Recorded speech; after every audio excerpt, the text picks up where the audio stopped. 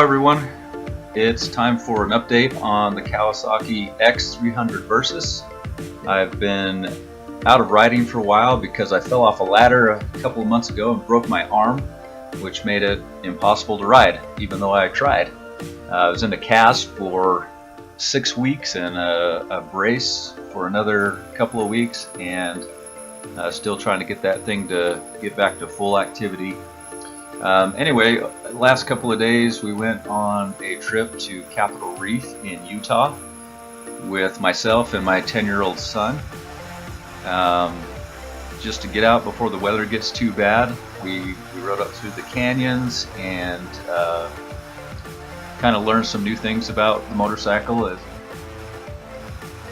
Just reflecting back again, one of the reasons I bought the Versys was to prove that you don't need a 1000cc, $16,000 motorcycle to get out and adventure. And the other great thing about it is the cost of ownership of this guy is really, really cheap. The purchase price, the insurance, maintenance, fuel costs, all of those things are going to be very expensive. So overall, the cost of ownership is good.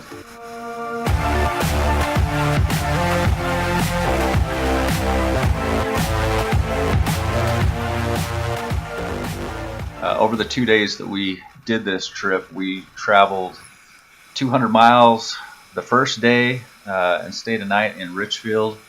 And the next morning we got up and went to Capitol Reef and drove around there a little bit. Didn't do a ton of exploring, even though there's a lot of roads and scenery we certainly missed, but we just didn't leave time for that.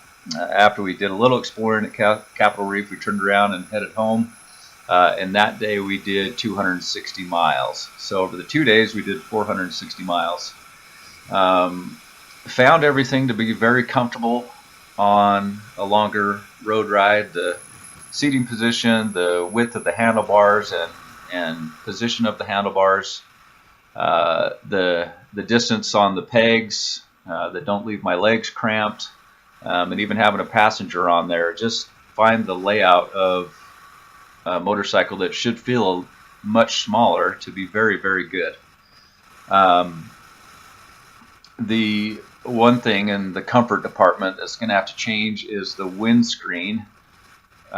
With my height at 6'3", I just find that windscreen, the wind is hitting me about right in the chin, and the angle of the windscreen is pretty steep, and it seems to cause a lot of buffeting on my head and gives me headaches and makes me feel a little disoriented. So I'm going to need to find a solution to that. But other than that, in terms of comfort, the motorcycle is fantastic, and I'm pretty sure I can find a solution out there to resolve some of the challenges with the wind buffeting. We traveled without problem at 70 to 75 miles an hour on the trip. The motorcycle cruises along just fine. The RPMs running at those speeds are somewhere between 8,000 and 9,000 RPMs, which, you know, is pretty revvy. But the engine red lines at 12,000.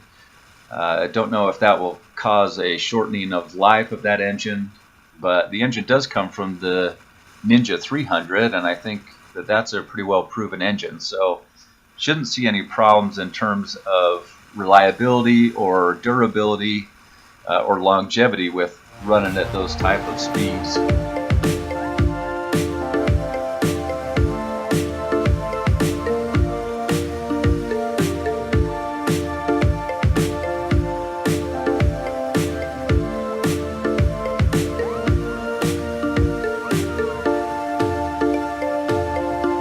Also, with the gear we were hauling and hauling a passenger, we were able to do 60 miles per gallon on this 2-day trip, which is pretty fantastic. I think Kawasaki rates it for 68 miles per gallon, but that's probably without a load, without carrying a passenger. But 60 miles per gallon I'll take. That's pretty good. The fuel tank holds 4.5 gallons, so that will give us 250 miles, which is not bad. I don't know if on a a stretch of road where there's not service stations and places you can get gas, that may be a problem. But over the adventure motorcycle market, 250 miles is a pretty good range. As we pulled into a gas station, we bumped into a couple of riders from Ohio that were out on their BMW 800 GS, and the other guy had a Triumph Tiger 800. And just having the Versys parked there, the guy walks into the gas station and says, "Hey, are you riding the 300 out there?" And I said, "Yeah," and just started up some interesting conversation about motorcycles and how the little Versys does, and they were surprised at the speeds we could travel and the gas mileage that we were getting on it. So it starts some interesting conversations because it's just different. It's very different than buying the big adventure motorcycles or any of the other small dual sports that don't have the capabilities of this motorcycle. Also, one major thing I thought of as I was thinking about the Versys was, what am I missing out on? What am I sacrificing by having this motorcycle as opposed to another 1000cc motorcycle? And a couple of things I came up with was the passing power, the ability to pass traffic is limited. You've got to find a place that's got a pretty good stretch where you can get past them, because you just don't have the power to get up and get around somebody. And that can be dealt with and shouldn't cause a problem. Maintaining or speed on hills is a problem. I would have to shift down up some of the canyons to 5th gear and run at 55 or 60 miles an hour, because the engine just couldn't maintain my speed up the hills. One other thing that we may find a limitation on is, and we are seeing a limitation on, is accessory market support. I don't know how viable this motorcycle will be in the market, if it will have enough popularity that manufacturers will make a bunch of accessories.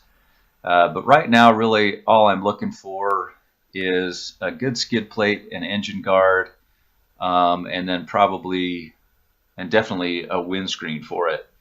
So it would be nice to have accessories, and maybe we'll see those come over the next months and years. We'll just have to watch for those to come out. But overall, really enjoying the motorcycle. I think it's something I could live with, at least until my son gets bigger and heavier, and then I'm going to need another motorcycle like a V-Strom or African Twin or KTM 1090 or something like that.